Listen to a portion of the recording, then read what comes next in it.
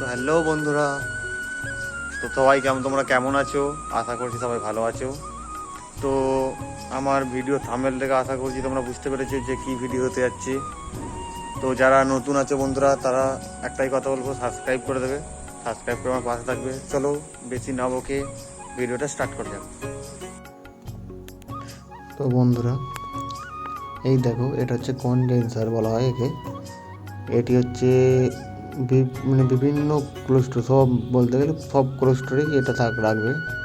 এটা না হলে কোনো কোলেস্টোর চলবে না।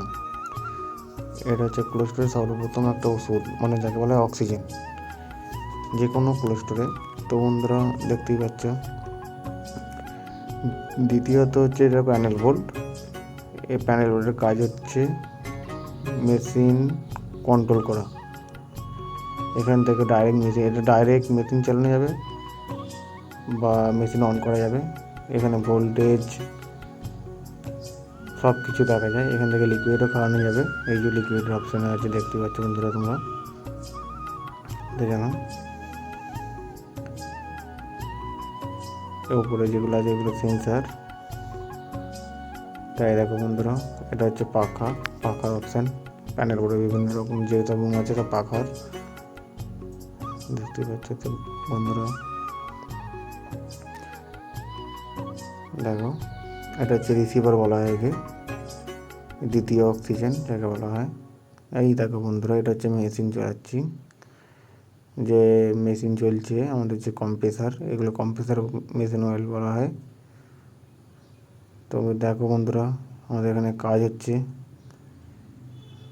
দাদা এসছেন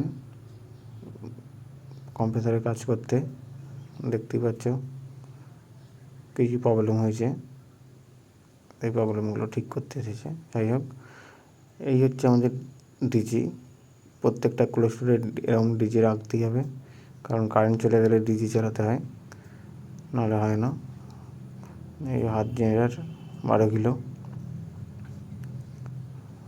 তো দেখতে পাচ্ছ, আর এটা হচ্ছে 7.5। এই যে মেশিনটা আছে সামনেরটা, এটা 7.5 কম্প্রেসার বলা হয়, 7.5 কিলো।